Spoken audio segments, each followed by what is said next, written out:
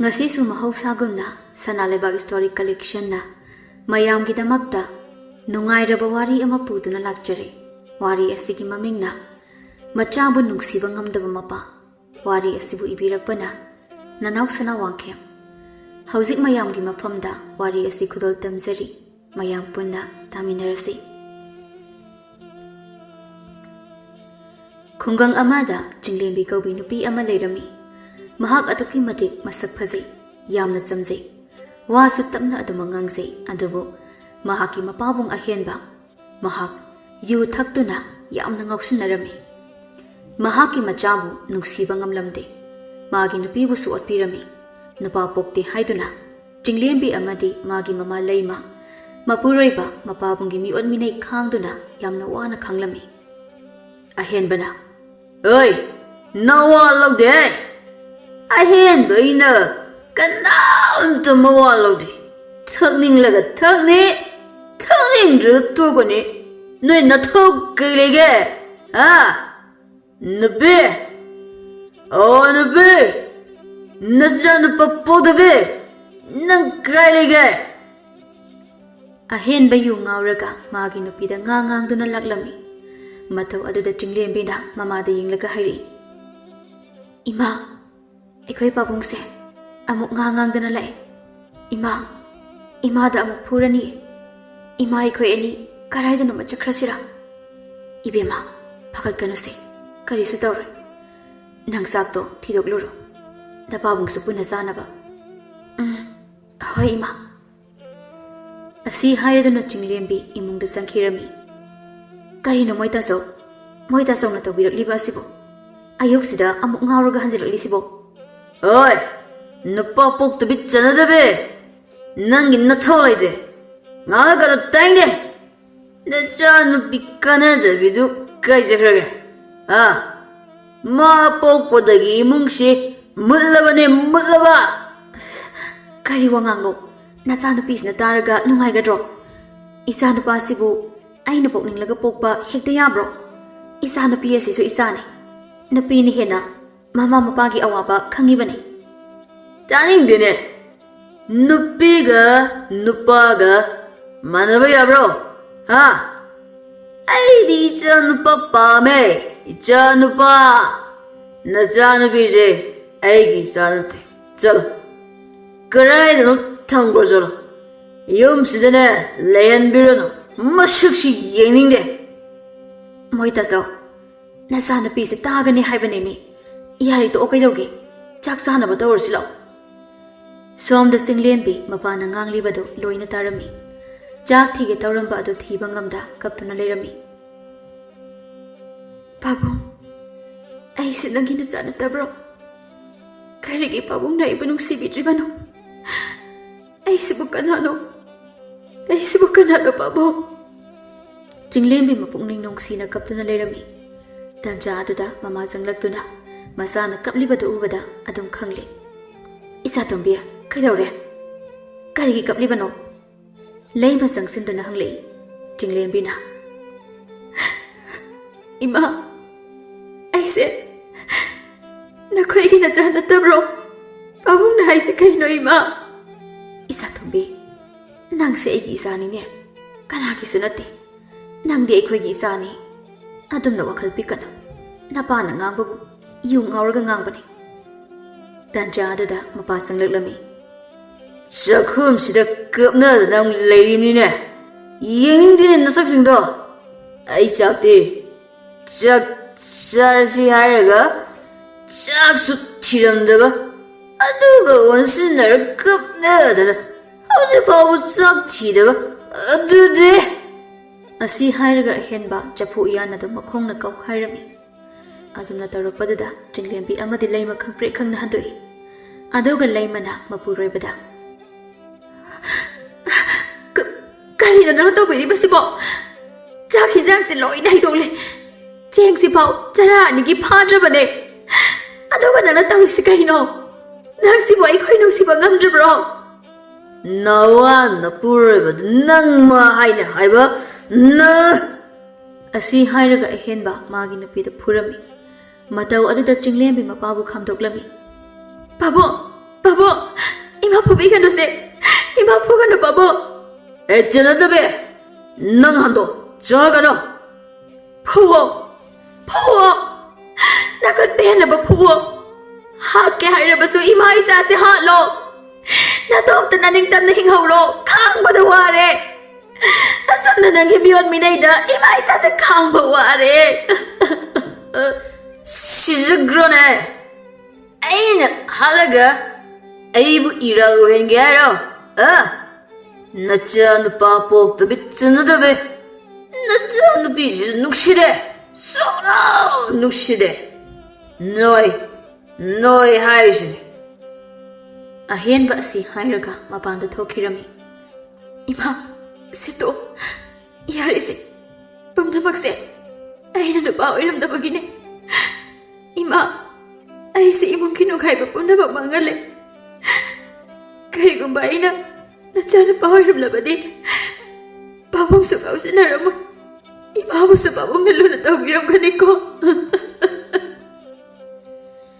ꯃꯆꯥꯅꯨꯄꯤꯒꯤ ꯃꯇꯧ ꯑꯗꯨꯗ ꯂꯩꯃ ꯃꯆꯥꯁꯤꯡ ꯂꯦꯝꯕꯤꯕꯨ ꯀꯣꯟꯁꯤꯟꯕꯤꯗꯨꯅ ꯀꯞꯂꯝꯃꯤ ꯃꯃꯥ ꯃꯆꯥ ꯑꯗꯨ ꯀꯣꯟꯁꯤꯟꯅꯗꯨꯅ ꯄꯨꯟꯅ ꯀꯞꯃꯤꯟꯅꯔꯝꯃꯤ ꯑꯁꯨꯝꯅ ꯅꯨꯃꯤꯠ ꯑꯗꯨꯁꯨ ꯍꯧꯈꯤꯔꯝꯃꯤ ꯅꯤꯡꯊꯤꯅ ꯏꯇꯥ ꯆꯤꯡꯂꯦꯝꯕꯤ ꯍꯌꯦꯡꯗꯤ ꯁꯪꯀ꯭ꯔꯥꯟꯇꯤꯅꯤ ꯂꯩꯀꯥꯏꯒꯤ ꯏꯃꯥꯟꯅꯕꯤ ꯃꯌꯥꯝꯒ ꯊꯣꯏꯗ꯭ꯔꯤꯡ ꯀꯕꯣꯛ ꯆꯥꯅꯁꯦꯅ ꯍꯥꯏꯕꯅꯤ ꯑꯗꯣ ꯏꯇꯥ ꯌꯥꯎꯔꯨꯁꯤꯀꯣ ꯏꯇꯥ ꯑꯩꯗꯣ ꯌꯥꯎꯔꯔꯣꯏꯒꯦ ꯀꯩꯒꯤꯅꯣ ꯏꯇꯥ ꯑꯩꯗꯤ ꯅꯪ ꯌꯥꯎꯗ꯭ꯔꯗꯤ ꯌꯥꯎꯅꯤꯡꯗꯦ ꯑꯗꯣ ꯄꯨꯟꯅ ꯌꯥꯎꯔꯨꯁꯦꯕ ꯆꯤꯡꯂꯦꯝꯕꯤ ꯃꯍꯥꯛ ꯌꯥꯎꯕꯗꯤ ꯌꯥꯎꯅꯤꯡꯉꯤ ꯑꯗꯨꯕꯨ ꯃꯍꯥꯛ ꯁꯦꯟ ꯄꯨꯊꯣꯛꯅꯕ ꯂꯩꯇꯕꯒꯤ ꯌꯥꯎꯅꯤꯡꯗꯕꯒꯤ ꯃꯑꯣꯡ ꯎꯠꯄꯅꯤ ꯀꯔꯤꯒꯤꯗꯤ ꯌꯥꯎꯅꯤꯡꯂꯣꯏ ꯆꯍꯤ ꯑꯃꯗ ꯑꯃꯨꯛꯈꯛ ꯂꯥꯛꯄ ꯁꯪꯀ꯭ꯔꯥꯟꯇꯤꯅꯤ ꯑꯃꯁꯨꯡ ꯃꯃꯥꯟꯅꯕꯤ ꯀꯌꯥꯒꯁꯨ ꯄꯨꯅꯤꯡꯂꯤꯕꯅꯤ ꯑꯗꯨꯕꯨ ꯂꯩꯇꯕꯅ ꯌꯥꯎꯅꯤꯡꯂꯕꯁꯨ ꯌꯥꯎꯅꯤꯡꯗꯕ ꯁꯥꯔꯤ ꯆꯤꯡꯂꯦꯝꯕꯤ ꯃꯍꯥꯛꯀꯤ ꯃꯇꯧ ꯑꯗꯣ ꯃꯍꯥꯛꯀꯤ ꯃꯇꯥ ꯅꯤꯡꯊꯤꯅ ꯈꯪꯂꯗꯨꯅ ꯃꯇꯥ ꯆꯤꯡꯂꯦꯝꯕꯤꯗ ꯅꯨꯡꯁꯤꯅ ꯀꯣꯟꯕꯤꯗꯨꯅ ꯍꯥꯏꯔꯤ ꯏꯇꯥ ꯆꯤꯡꯂꯦꯝꯕꯤ ꯑꯩꯁꯦ ꯅꯪꯒꯤ ꯑꯁꯦꯡꯕ ꯃꯔꯨꯞꯅꯤ ꯏꯇꯥꯒꯤ ꯋꯥꯍꯩ ꯑꯃꯗ ꯅꯇꯥ ꯑꯩꯅ ꯂꯣꯏꯅ ꯈꯪꯉꯤ ꯀꯔꯤꯒꯤ ꯏꯇꯥꯅ ꯑꯗꯨ ꯋꯥꯔꯤꯕꯅꯣ ꯆꯤꯡꯂꯦꯝꯕꯤ ꯃꯇꯥ ꯅꯤꯡꯊꯤꯒꯤ ꯋꯥꯗꯨꯗ ꯃꯄꯨꯛꯅꯤꯡ ꯅꯨꯡꯁꯤꯅ ꯀꯞꯄꯤ ꯑꯗꯨꯒ ꯏꯇꯥ ꯑꯩ ꯌꯥꯝ ꯋꯥꯏꯌꯦ ꯋꯥꯈꯜꯁꯨ ꯄꯣꯊꯥꯐꯝ ꯈꯪꯗꯦ ꯑꯩꯁꯦ ꯀꯔꯤꯒꯤ ꯇꯥꯏꯕꯪ ꯃꯤꯑꯣꯏꯅ ꯄꯣꯛꯂꯝꯕꯅꯣ ꯑꯩ ꯈꯪꯗ꯭ꯔꯦ ꯄꯥꯕꯨꯡꯅ ꯑꯩꯕꯨ ꯃꯍꯥꯛꯀꯤ ꯃꯆꯥ ꯅꯠꯇꯕꯒꯨꯝ ꯊꯤꯅ ꯉꯥꯡꯕ ꯆꯩꯕ ꯏꯇꯥ ꯅꯤꯡꯊꯤ ꯄꯥꯕꯨꯡꯒꯤ ꯃꯤꯆꯩ ꯇꯥꯕꯗ ꯑꯩ ꯈꯥꯡꯕ ꯉꯝꯗ꯭ꯔꯦ ꯏꯇꯥ ꯆꯤꯡꯂꯦꯝꯕꯤ ꯀꯞꯀꯅꯨ ꯅꯪꯒꯤ ꯑꯩ ꯂꯩꯔꯤꯕꯁꯤꯗꯤ ꯏꯇꯥ ꯑꯩꯁꯦ ꯅꯪꯒꯤ ꯃꯔꯨꯞꯅꯤ ꯐꯔꯦꯁꯦ ꯏꯇꯥ ꯇꯥꯁꯜꯂꯨꯔꯅꯨ ꯄꯥꯕꯨꯡꯅ ꯉꯥꯡꯕꯗꯣ ꯉꯥꯏꯍꯥꯛꯀꯤ ꯄꯦꯟꯗꯕꯒꯤ ꯑꯗꯨꯛ ꯉꯥꯡꯕꯁꯨ ꯑꯣꯏꯔꯝꯒꯅꯤ ꯑꯗꯣ ꯍꯌꯦꯡꯗꯣ ꯌꯥꯎꯔꯨꯁꯤ ꯑꯩꯅ ꯂꯣꯏꯅ ꯇꯧꯒꯅꯤ ꯏꯇꯥ ꯅꯪ ꯀꯔꯤꯁꯨ ꯈꯟꯒꯅꯨ ꯏꯇꯥ ꯅꯤꯡꯊꯤ ꯅꯪꯁꯦ ꯑꯩꯒꯤ ꯃꯔꯨꯞ ꯑꯣꯏꯅ ꯐꯪꯕꯁꯦ ꯀꯌꯥꯗ ꯑꯩꯒꯤ ꯂꯥꯏꯕꯛ ꯐꯔꯕꯅꯣ ꯑꯩꯒꯤꯗꯃꯛ ꯅꯪꯅ ꯇꯧꯕꯤꯔꯤꯕꯁꯤꯡꯁꯦ ꯀꯔꯝꯕ ꯃꯇꯝꯗ ꯑꯩꯅ ꯅꯪꯒꯤꯗꯃꯛ ꯇꯧꯕ ꯉꯝꯒꯅꯤ ꯏꯁ ꯑꯩꯅ ꯁꯤꯡꯉꯛꯎ ꯍꯥꯏꯕꯗꯧꯅ ꯁꯤꯡꯕꯤꯌꯨ ꯍꯥꯏꯗꯦꯀꯣ ꯑꯗꯣ ꯐꯔꯦꯁꯦ ꯏꯁꯤꯡ ꯄꯨꯜ ꯄꯨꯊꯣꯔꯛꯑꯣ ꯈꯨꯟꯒꯤ ꯄꯨꯈ꯭ꯔꯤꯗꯒꯤ ꯏꯁꯤꯡ ꯁꯣꯛꯂꯨꯁꯤ ꯑꯩꯁꯨ ꯁꯣꯛꯀꯦ ꯌꯥꯏꯌꯦ ꯏꯇꯥ ꯁꯣꯛꯂꯨꯁꯤ ꯑꯁꯨꯝꯅ ꯃꯈꯣꯏ ꯑꯅꯤꯁꯨ ꯏꯁꯤꯡ ꯁꯣꯛꯄ ꯆꯠꯈꯤꯔꯝꯃꯤ ꯁꯣꯝꯗꯅ ꯃꯦꯝꯆꯥꯅ ꯏꯕꯨꯡꯉꯣ ꯅꯪꯕꯨ ꯉꯁꯤ ꯀꯔꯥꯏ ꯆꯠꯇꯧ ꯂꯩꯒꯦ ꯀꯩꯝ ꯆꯠꯂꯨꯏ ꯏꯃꯥ ꯀꯩꯗꯧꯔꯒꯦ ꯐꯔꯦ ꯑꯗꯨꯗꯤ ꯏꯪꯈꯣꯜꯒꯤ ꯆꯨꯔꯤꯁꯦ ꯐꯩꯗꯣꯝ ꯅꯥꯏꯅ ꯇꯥꯈꯠꯁꯤ ꯍꯦꯟꯖꯥꯡ ꯊꯥꯅꯕ ꯅꯄꯥꯕꯨꯡꯁꯨ ꯍꯌꯦꯡ ꯍꯜꯂꯛꯄꯁꯨ ꯌꯥꯏ ꯑꯩꯈꯣꯏ ꯄꯥꯕꯨꯡꯕꯣ ꯍꯜꯂꯛꯂꯅꯤ ꯍꯥꯏꯕꯒꯤ ꯆꯞ ꯆꯥꯕꯤ ꯈꯪꯗꯦꯗ ꯂꯪꯐꯩ ꯆꯠꯂꯝꯗꯥꯏꯗ ꯊꯥ 4 ꯂꯩꯔꯒ ꯍꯜꯂꯛꯀꯅꯤ ꯍꯥꯏꯔꯝꯕꯅꯤ ꯑꯗꯣ ꯉꯁꯤ ꯊꯥ 4 ꯐꯥꯔꯦ ꯍꯌꯦꯡꯗꯤ ꯍꯜꯂꯛꯄꯁꯨ ꯌꯥꯏ ꯍꯥꯏꯕꯅꯤꯗ ꯑꯣꯍꯣ ꯑꯗꯨꯗꯤ ꯍꯜꯂꯛꯑꯅꯤꯗ ꯏꯃꯥ ꯑꯗꯣ ꯏꯃꯥ ꯄꯥꯕꯨꯡꯅ ꯍꯌꯦꯡ ꯍꯜꯂꯛꯂꯒ ꯍꯔꯥꯎꯅꯕ ꯏꯪꯈꯣꯜ ꯆꯨꯔꯤ ꯇꯥꯈꯠꯂꯨꯔꯁꯤ ꯑꯣ ꯑꯗꯨꯗꯤ ꯍꯜꯂꯛꯑꯅꯤꯗ ꯏꯃꯥ ꯑꯗꯣ ꯏꯃꯥ ꯄꯥꯕꯨꯡꯅ ꯍꯌꯦꯡ ꯍꯜꯂꯛꯑꯒ ꯍꯔꯥꯎꯖꯅꯕ ꯏꯪꯈꯣꯜ ꯆꯨꯔꯤꯁꯦ ꯇꯥꯈꯠꯂꯨꯔꯁꯤ ꯁꯦꯟ ꯂꯧꯕ ꯌꯥꯅꯕ ꯅꯠꯇ꯭ꯔꯣ ꯑꯩꯈꯣꯏ ꯏꯃꯥꯁꯤꯗꯤꯕ ꯊꯕꯛ ꯁꯨꯗꯣꯏꯁꯤꯗꯤ ꯅꯪꯃꯀꯣ ꯅꯨꯄꯤ ꯊꯤꯕꯗꯤ ꯌꯥꯔꯦ ꯑꯗꯨꯕꯨ ꯑꯉꯥꯡꯒꯤ ꯃꯑꯣꯡꯗ ꯑꯗꯨꯃꯛ ꯍꯦꯛ ꯇꯧꯔꯒ ꯂꯩ ꯅꯪꯕꯨ ꯍꯌꯦꯡ ꯀꯔꯝ ꯊꯣꯛꯀꯗꯕꯅꯣꯅꯦ ꯃꯁꯤ ꯈꯟꯕꯗ ꯏꯃꯥꯗꯤ ꯀꯣꯛ ꯁꯥꯔꯤꯗꯀꯣ ꯍꯣ ꯏꯃꯥ ꯑꯩꯒꯤꯗꯤ ꯀꯔꯤꯁꯨ ꯀꯣꯛ ꯁꯥꯕꯤꯔꯨꯅꯨ ꯅꯣꯏꯅ ꯑꯉꯥꯡꯗꯧꯅ ꯇꯧꯏꯅ ꯈꯜꯂꯤꯗꯣ Noida Kizariba. Noida Kedana, Migi Mama Masak Fazabiduda, Kirubu Yagadro. Imanang Shidi Yampangi. Aidane, in Kona Samzakri, Isaleko. Masidiba, Taurisi and he. Hai, Surido, Pigna Taranganuko, Karasa Halo, Ima Hawaii Purak Hanaba. Asum number Mama Sada, in called Suduna Lerami, Laymana. Isatumbia. Echo sing Lady Bra. How's it Nundangi delay? Haying Ayukidi lay dreamer. Oh, Pare Pare. Adu Tongo. Haying Gidi Ima, Ayuk the Waluraki. Ima Sukaure. Hinzang the Hangam so in a Tongosi. Imananga Simon Labani. Hoi Ima. Ado Ima. I said, so my some later body. Imagi Mating Supang Bangam Narai. Aduna Ima. I peace hagi. I quaggy young comes to the P. Horaga Saragi. Imagi Mating Soiba. Isana Haido, Imaya. Ima the skin Kralabani. Haying say, Nataning Tiger Gaino. Kaitil the Salagane, Lauro. Adoima. I ding a say, Jaxiki at Janindre. Karigino. Nasainum till Karikari Zaraglagi, Nadasinga. Taijin Kaboka. Singsuga, Zasilak the Nazaning Dreamer. Aduna Imaga Pabunga Dangi, Tongage. Pare Pare, Tonga Tonga the day. Asum no Madam Su Hokibana, Namit Adusu Hokirami. No Ngalaga, non till wider. Jinglembi Amadininti, Makoyani, Kaitilda. P. Haunaba, Lang Labor Laklami. Asum no Makoiso, Labor Loiraga Torapada, Kanghaudana. Nupa Amaga Jinglembiga, things in Aduna. Jinglembi, Ngakbangam Hoda to Sinkirami. Sopro, I was Audrey. Ningtina, Ita, Sopro. Aya, that lekose. Hey, Namito guiding us again. A soap Saukrabambisda, Namito Udana, Jalibanini ha. I swear. I saw how to Labudo's Audrey. What are we gonna? Jinglembi Naman Bagi Hogat Pangam Danale, Mataning Tinis in Katpiraga, Tapna Hawali, Aduga. Mamai the Tasiliva Masamado Semi. Aduga among the things that Libanapa ado the Yinglaga. Ibum, Ekoi Waro dida. Ekoi so, Ibum la Ehabu Hodre. Matagi wanted the Nintin Lauhali. Karino he? Ekoi so Hodre Gaina. Ekoi na Rudri said. Mana na drop. Ekoi di Lambi Matas the Lip Laga. Mana Tomzilagaga. Sagol Manapangbi, Mamit Udabina Lapadona, Hector Waisilagaga. Ngasai Nupi Anito Langang Libado Party, Tada Makai. Jinglen be the Yang Dunale, Magi Matawado, Jinglembina Uraduna. Ikai Duna non Therami. Ningtina Pari the Yang Lakpada, Jinglen be the Yang Dunale Rambaduda. Parigi Mamai Mapaduda, Makuna Hairaga, Mamit Singhali, Aduga. Is Mang the Negatoriba. Ming the tongue get Hongairaga. Nangama, Namai Bang Bang Labuda, Tab Soire. Ida, Sasilo. Ningti Mahak Nupi Oizarabasu, Nupagi Mihul Amayawi, Aduna. Wangang Sangang, Pong na Adumak Ngangi. Pong na Ngangi Haiduna, Mibu Sitaba, Hantanaying Bataude. Nupi Aniduna Zakibado, Paritung Hanaying Duna Lehawi. Aduga Machinda, Tapna Solhawi. Kariku Fazanoside. Ngaurida. Karai the Yuibzano. Ay, Kangauda Yati. Asi Hairaga Pari, Nupi Aniduna Chatpado, Lapna Inarami. Aduga Nupi Ani Adugi, Mayum Kangdok Lami. Yamna Lapa Oiramde. Pari Kunga Tangarami, Mayum Kanglabaduda, Pari Harauna Mayum the Halaklami. Asumna Nami Karahau Kirami, no Maginamini. Jinglembi na peace haringai, Mapabong Ahenba. Yu Ngauraga, Ngang Duna Sanglay. Mataw ado the Jinglembi Madonta, Machinda Soli. Amo, Ngang Baseba Toroklani. Ahidi, Pilabani the Torise. Asi Hairaga peace hatuna lerami. Oi, Namadia. In Condalekibani. Can't the way. Lupa Kundabirose. Hidakse.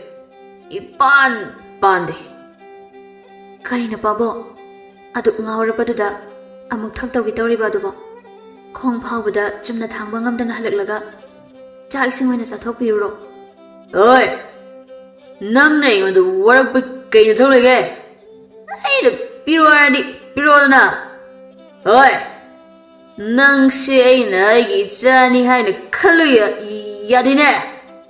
Nang ꯀꯔꯤꯒꯤ ꯅꯨꯄꯤ ꯑꯣꯏꯔꯝꯂꯤꯕꯅꯣ ꯅꯨꯄꯥ ꯑꯣꯏꯔꯝꯂꯗꯤ ꯑꯩꯁꯦ ꯀꯌꯥꯗ ꯄꯦꯟꯖꯒꯗꯕ ꯑꯗꯨꯕꯨ ꯅꯪꯅ ꯍꯦꯛ ꯅꯨꯄꯤ ꯑꯣꯏꯅ ꯑꯣꯏꯔꯝꯗꯅ ꯉꯁꯤ ꯑꯩꯅ ꯑꯁꯤꯒꯨꯝꯕ ꯄꯨꯟꯁꯤꯁꯦ ꯍꯤꯡꯂꯤꯕꯅꯤꯅꯦ ꯌꯥꯔꯦ ꯄꯤꯔꯣ ꯁꯦꯟꯗꯨ ꯄꯤꯔꯣ ꯆꯤꯡꯂꯦꯝꯕꯤ ꯃꯄꯥꯕꯨꯡꯒꯤ ꯋꯥꯍꯩꯁꯤꯡ ꯑꯗꯨ ꯇꯥꯕꯗ ꯃꯃꯤꯠꯇꯒꯤ ꯃꯄꯤ ꯇꯥꯅ ꯀꯞꯂꯛꯏ ꯂꯩꯃꯁꯨ ꯃꯥꯒꯤ ꯅꯨꯄꯥꯅ ꯃꯆꯥꯗ ꯉꯥꯡꯂꯤꯕꯗꯨ ꯏꯪꯈꯣꯜꯗꯒꯤ ꯇꯥꯔꯗꯨꯅ ꯊꯨꯅ ꯆꯪꯂꯛꯏ ꯑꯗꯨꯒ ꯃꯥꯒꯤ ꯅꯨꯄꯥꯗ ꯌꯦꯡꯂꯒ ꯃꯣꯏꯇꯥꯆꯧ ꯅꯆꯥꯗ ꯑꯗꯨꯒꯨꯝꯕ ꯋꯥꯍꯩ ꯀꯔꯤꯒꯤ ꯍꯥꯏꯔꯤꯕꯅꯣ ꯇꯥꯅꯤꯡꯗꯦ ꯅꯣꯏ ꯅꯃꯅ ꯆꯅ ꯉꯥꯡꯕ ꯇꯥꯅꯤꯡꯗꯦꯅꯦ ꯑꯩꯅ ꯍꯥꯏꯕ ꯁꯦꯟꯗꯕ꯭ꯔꯣ ꯊꯨꯅꯕ꯭ꯔꯣ ꯕꯤꯔꯣ ꯍꯥꯏꯕꯅꯤꯅꯦ ꯅꯠꯇ꯭ꯔꯗꯤ ꯄꯣꯠ ꯆꯩꯁꯤꯡꯁꯦ ꯂꯣꯏ ꯊꯨꯒꯥꯏꯔꯣꯔꯣ ꯍꯥ ꯁꯤ ꯂꯣꯏ ꯊꯨꯒꯥꯏꯔꯣ ꯁꯤ ꯊꯨꯒꯥꯏꯔꯣꯕꯁꯦ ꯑꯁꯤ ꯍꯥꯏꯔꯒ ꯂꯥꯏꯒꯤ ꯀꯣꯟ ꯑꯗꯨ ꯀꯧꯈꯥꯏꯔꯝꯃꯤ ꯀꯩꯅꯣ ꯇꯧꯕꯤꯔꯤꯗꯨꯕꯣ ꯂꯥꯏꯒꯤ ꯀꯣꯟꯗꯨꯕꯨ ꯅꯈꯣꯡꯗꯨꯅ ꯀꯧꯕꯤꯔꯤꯕ ꯑꯗꯨꯕꯣ ꯑꯁ ꯇꯧꯍꯩꯕ ꯊꯕꯛ ꯅꯠꯇꯤꯌꯦ ꯑꯗꯣ ꯁꯦ ꯅꯪꯅ ꯍꯥꯏꯕ ꯁꯦꯟꯗꯣ ꯁꯤꯗ ꯂꯩꯔꯤꯁꯦ ꯁꯤ ꯉꯁꯥꯏꯅ ꯍꯥꯏꯕꯗ ꯄꯤꯔꯗꯤ ꯋꯥꯁꯦ ꯌꯥꯝꯒꯗ꯭ꯔꯣ ꯀꯥꯟꯅꯗꯕꯤ ꯆꯟꯅꯗꯕꯤꯁꯤꯡꯁꯦ ꯑꯁꯤ ꯍꯥꯏꯔꯝꯂꯒ ꯑꯍꯦꯟꯕ ꯌꯨ ꯊꯛꯄ ꯑꯃꯨꯛ ꯆꯠꯈꯤꯔꯝꯃꯤ ꯏꯃꯥ ꯏꯆꯥꯁꯤꯗꯤ ꯀꯔꯤꯁꯨ ꯈꯜꯂꯨꯅꯨ ꯅꯪꯒꯤ ꯊꯕꯛ ꯑꯗꯨꯗꯨꯝꯅꯦ ꯁꯣꯏꯗꯅꯕ ꯇꯧ ꯏꯃꯥ ꯏꯆꯥꯗꯤ ꯂꯦꯞꯄ ꯌꯥꯗꯦ ꯁꯨꯗꯕ ꯌꯥꯗꯦ ꯅꯄꯥꯕꯨꯡꯁꯤꯗꯤ ꯑꯣꯏꯔꯔꯣꯏ ꯋꯥꯈꯜ ꯇꯥꯕ ꯉꯥꯏꯔꯒ ꯑꯗꯨꯝ ꯂꯩꯕ ꯇꯥꯕꯅꯤ ꯑꯗꯨꯗꯤꯅꯦ ꯏꯃꯥꯁꯨ ꯏꯪꯈꯣꯜ ꯁꯨꯕ ꯂꯣꯏꯁꯤꯜꯂꯨꯈꯤꯒꯦ ꯅꯪꯁꯨ ꯐꯤꯗꯣ ꯅꯤꯡꯊꯤꯅ ꯁꯥꯔꯣ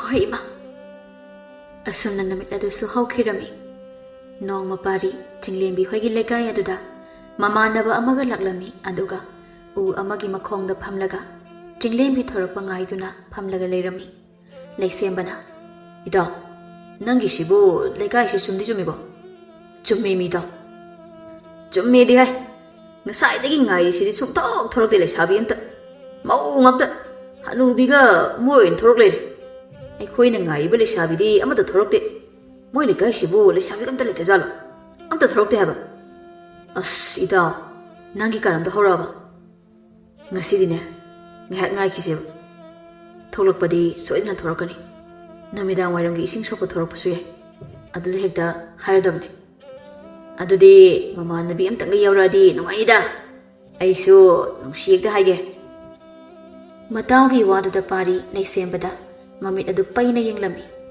ꯉꯥꯏꯍꯥꯛꯀꯤ ꯃꯇꯨꯡ ꯉꯥꯏꯖꯃꯟ ꯐꯪꯍꯜꯂꯒꯦ ꯃꯇꯥꯒꯨꯝ ꯅꯤꯡꯊꯤꯒ ꯆꯤꯡꯂꯦꯝꯕꯤꯒ ꯏꯁꯤꯡ ꯁꯣꯛꯄ ꯊꯣꯔꯛꯂꯝꯃꯤ ꯃꯣꯏ ꯊꯣꯔꯛꯄꯗꯨ ꯎꯕꯗ ꯄꯥꯔꯤ ꯂꯩꯁꯦꯝꯕꯗ ꯍꯥꯏꯔꯛꯏ ꯏꯇꯥꯎ ꯂꯩꯁꯦꯝꯕ ꯇꯨ ꯑꯥꯗ ꯊꯣꯔꯛꯑꯦ ꯀꯔꯥꯏ ꯅꯪꯅ ꯍꯥꯏꯗꯨꯅ ꯀꯔꯝꯕ ꯐꯅꯦꯛ ꯑꯉꯥꯡꯕ ꯁꯦꯠꯄꯁꯦ ꯅꯨꯄꯥꯁꯦ ꯅꯨꯄꯤ ꯈꯟꯕꯒꯗꯤ ꯍꯩꯅꯦ ꯌꯥꯏ ꯑꯗꯨꯗꯤ ꯑꯃꯁꯤꯅ ꯑꯩꯒ ꯅꯨꯡꯁꯤꯅꯔꯒꯦ ꯉꯥꯏꯈꯣꯏ ꯑꯝꯇ ꯑꯩꯒꯤ ꯐꯥꯎ ꯅꯨꯡꯁꯤ ꯍꯥꯏꯗ꯭ꯔꯤ ꯅꯪꯒꯤꯁꯦ ꯅꯨꯡꯁꯤ ꯄꯥꯝꯃꯤ ꯐꯣꯡꯅꯔꯒ ꯎꯅꯕ ꯂꯥꯛꯄ ꯅꯠꯇꯕ ꯑꯁ ꯂꯣꯏꯔꯦ ꯅꯨꯄꯥ ꯅꯪꯁꯤꯗꯤ ꯑꯩꯗꯤ ꯅꯨꯡꯁꯤꯅꯔꯒ ꯂꯥꯛꯄ ꯃꯥꯜꯂꯒ ꯑꯁ ꯑꯝꯇ ꯉꯥꯏꯈꯣ ꯀꯩꯗꯧꯔꯒꯦ ꯃꯣꯏꯁꯦ ꯏꯁꯤꯡ ꯁꯣꯛꯄ ꯂꯥꯛꯏ ꯃꯥꯜꯂꯦ ꯏꯟꯅꯔꯒ ꯋꯥ ꯇꯞꯅ ꯍꯥꯏꯔꯒ ꯌꯥꯅꯕꯗꯣ ꯑꯝꯇ ꯇꯧꯁꯦꯕ ꯑꯁꯤ ꯍꯥꯏꯔꯒ ꯄꯥꯔꯤ ꯑꯃꯗꯤ ꯂꯩꯁꯦꯝꯕ ꯆꯤꯡꯂꯦꯝꯕꯤ ꯍꯣꯏꯒꯤ ꯃꯇꯨꯡ ꯏꯟꯅꯔꯛꯏ ꯆꯤꯡꯂꯦꯝꯕꯤ ꯍꯣꯏꯁꯨ ꯀꯅꯥꯅꯣꯃ ꯃꯣꯏꯒꯤ ꯇꯨꯡꯗ ꯏꯟꯅꯔꯛꯄꯒꯨꯝ ꯇꯧꯏ ꯍꯥꯏꯅ ꯑꯣꯟꯊꯣꯔꯛꯄ ꯃꯇꯝꯗ ꯅꯍꯥꯟ ꯅꯣꯡꯃ ꯊꯦꯡꯖꯅꯈꯤꯕ ꯅꯨꯄꯥ ꯑꯗꯨ ꯑꯣꯏꯔꯝꯕꯗꯨꯗ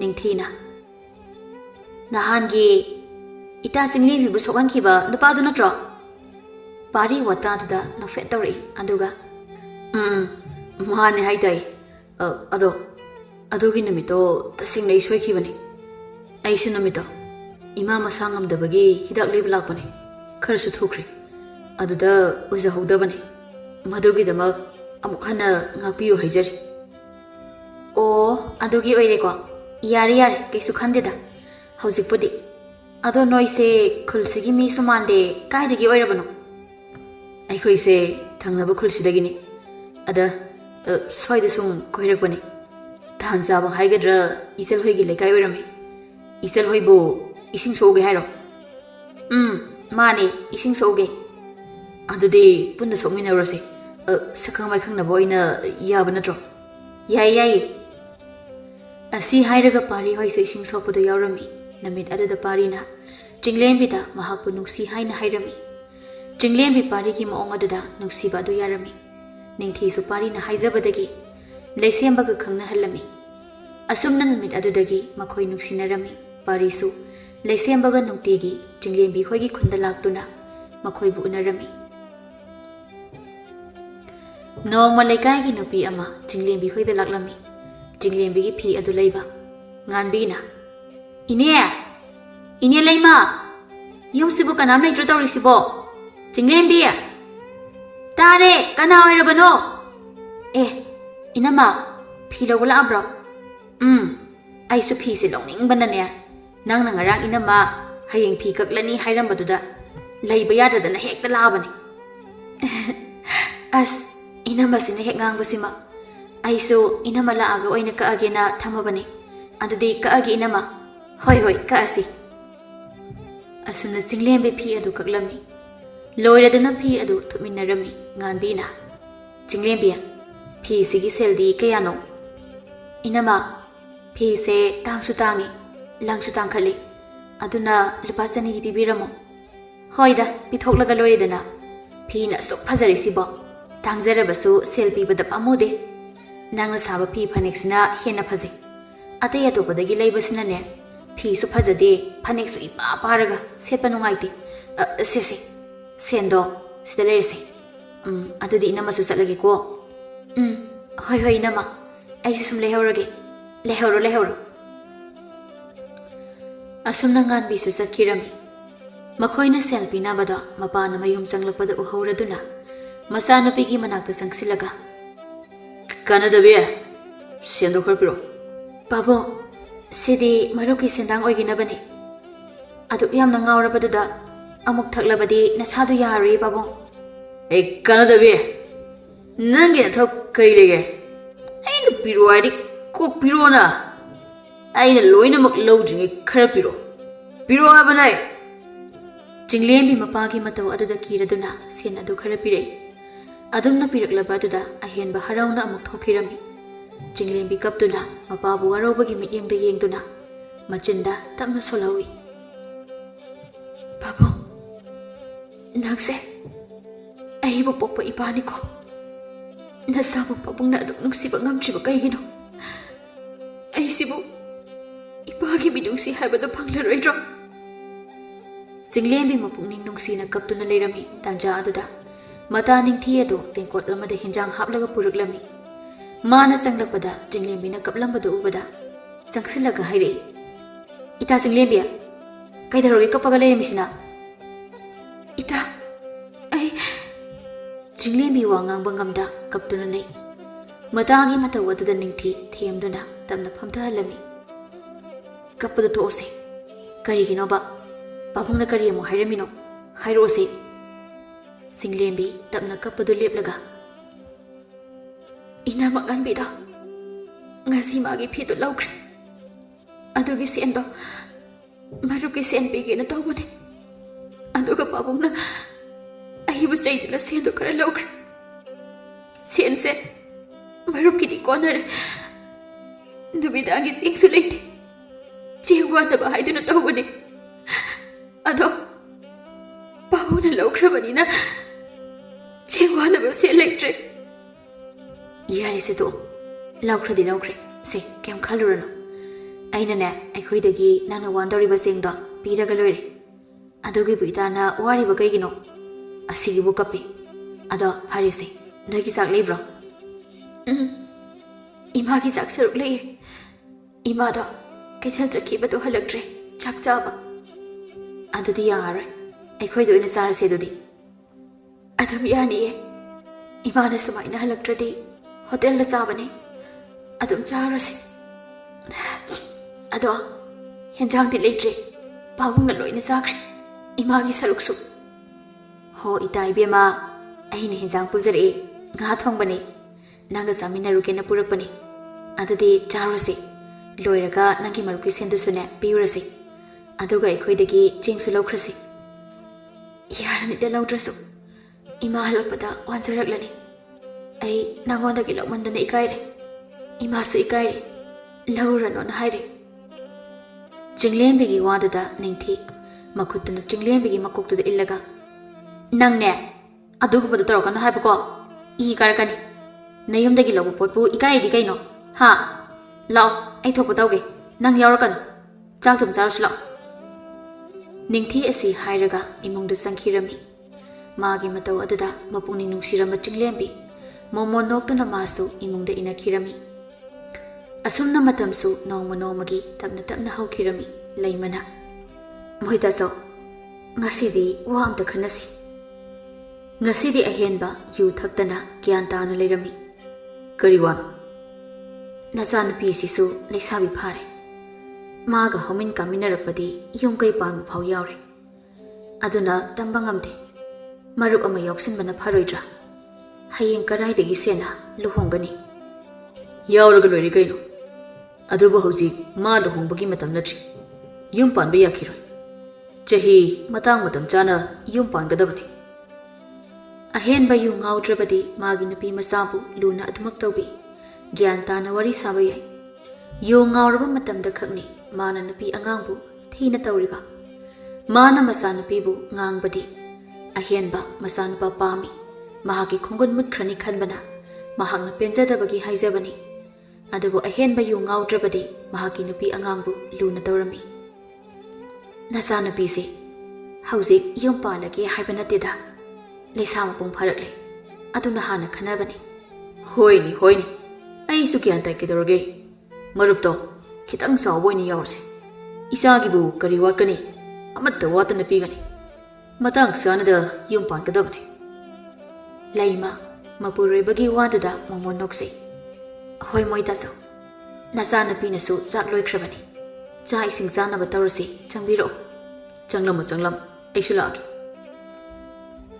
ꯑꯁꯨꯝꯅ ꯃꯈꯣꯏꯁꯨ ꯆꯥꯛ ꯏꯁꯤꯡ ꯆꯥꯔꯝꯃꯤ ꯑꯁꯨꯝꯅ ꯃꯇꯝꯁꯨ ꯇꯞꯅ ꯇꯞꯅ ꯍꯧꯈꯤꯔꯝꯃꯤ ꯅꯣꯡꯃ ꯂꯩꯁꯦꯝꯕ ꯃꯇꯥꯎ ꯄꯥꯔꯤ ꯍꯣꯏꯗ ꯂꯥꯛꯂꯝꯃꯤ ꯀꯩꯅꯣ ꯆꯥꯛ ꯆꯥꯔꯝꯗꯥꯏꯁꯤꯗ ꯂꯥꯛꯏꯁꯤꯅ ꯀꯩ ꯂꯩꯔꯦ ꯍꯣ ꯆꯥꯛ ꯆꯥꯒꯦꯅ ꯂꯥꯛꯏꯕ ꯅꯌꯨꯝꯗ ꯆꯥꯛ ꯄꯤꯖꯗ꯭ꯔꯕꯣ ꯍꯣ ꯄꯤꯖꯕꯤꯗ꯭ꯔꯦ ꯏꯃꯥꯅ ꯊꯕꯛ ꯁꯨꯗ꯭ꯔꯗꯤ ꯁꯦꯟ ꯊꯣꯛꯇ꯭ꯔꯗꯤ ꯆꯥꯛ ꯆꯥꯕ ꯌꯥꯔꯣꯏꯅ ꯑꯩꯒꯤ ꯆꯥꯛ ꯁꯔꯨꯛꯀ ꯍꯥꯞꯄꯤꯗ꯭ꯔꯦ ꯑꯗꯨꯅ ꯅꯣꯏꯗ ꯆꯥꯎꯔꯒꯦꯅ ꯂꯥꯛꯏꯅꯤ ꯅꯨꯡꯉꯥꯏꯕꯤꯗꯦꯗ ꯇꯧꯔꯤꯁꯦ ꯑꯩꯈꯣꯏꯗꯤ ꯅꯪꯒꯤ ꯆꯥꯛ ꯁꯔꯨꯛꯀ ꯍꯥꯞꯇꯦꯀꯣ ꯅꯪꯒꯤ ꯁꯔꯨꯛꯇꯣ ꯆꯥꯒꯦꯅ ꯂꯥꯛꯏꯅꯤ ꯏꯁ ꯆꯥꯔꯣꯅꯦ ꯁꯨꯛꯄꯤ ꯄꯤꯖꯔꯣꯏ ꯃꯆꯥ ꯑꯅꯤꯒꯤ ꯃꯇꯧꯗꯨꯗ ꯄꯥꯔꯤꯒꯤ ꯃꯄꯥ ꯊꯣꯏꯕꯅ ꯍꯥꯏ ꯀꯔꯤꯅꯣꯅꯦ ꯅꯣꯏꯕꯣ ꯑꯗꯨꯝꯅ ꯍꯥꯏꯅꯒꯅꯨꯅꯦ ꯏꯆꯥꯅ ꯆꯥꯕꯕꯣ ꯆꯥꯒꯗꯕꯅꯤ ꯇꯣ ꯏꯄꯥꯅ ꯌꯥꯔꯤ ꯅꯋꯥ ꯂꯧꯗꯦ ꯑꯁꯤ ꯍꯥꯏꯔꯒ ꯂꯩꯁꯦꯝꯕ ꯏꯃꯨꯡꯗ ꯆꯪꯈꯤꯔꯝꯃꯤ ꯇꯧꯔꯤꯁꯤ ꯌꯦꯡꯉꯨ ꯅꯨꯡꯉꯥꯏꯅꯦꯕ ꯅꯪ ꯊꯣꯏꯕꯅ ꯍꯩ ꯀꯥꯔꯟ ꯇꯧꯅꯅꯨꯀꯣ ꯑꯁꯨꯝꯅ ꯃꯈꯣꯏꯁꯨ